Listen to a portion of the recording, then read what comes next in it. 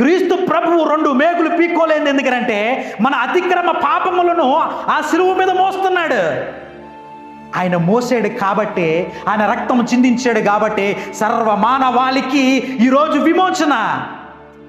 ఆయన రక్తం చిందించాడు కాబట్టి సర్వమానవాళి ఏమవుతున్నప్పుడు దేవుని సమీపిస్తున్నారు.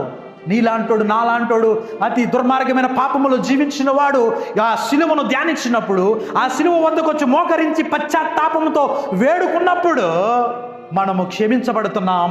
క్షమించబడి ఆయన ఆత్మ మనలో ప్రవేశిస్తున్నాడు. Amen, hallelujah. What a plan, what a plan. ఆయన మరణించాడు.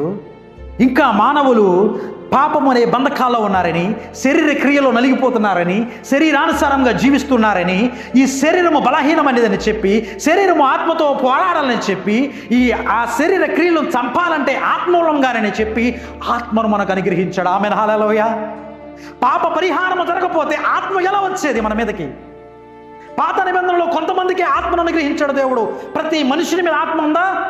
లేదు, లేదు. కొంతమంది వ్యక్తులకే ఆత్మ. కానీ నూతన నిబంధనలో ఈరోజు దేవుడు మన హృదయంలో నివసిస్తున్నాడండి. అది ఎంత గొప్ప ధన్యత అది. ఈరోజు మనం తీసుకెళ్లే కూర పక్కనోడు వేసుకోడు. ఎందుకో తెలుసా? నీ క్యాస్ట్ వేరు, ఆడి క్యాస్ట్ వేరు. మన ఇంటికి ఒక ఎమ్మెల్యే రాడు, ఒక ఎంపీ రాడు, ఎవరో రారు. అంతవరకెందుకు? మనకన్నా ఎక్కువ స్థాయిలో ఒక ఇల్లు కట్టుకున్నా కూడా మన ఇంటికి వచ్చి నివసించలేడు. ఎందుకంటే కులగజ్జి, మతగజ్జి, తారతమ్యాలు ఉన్నాయి.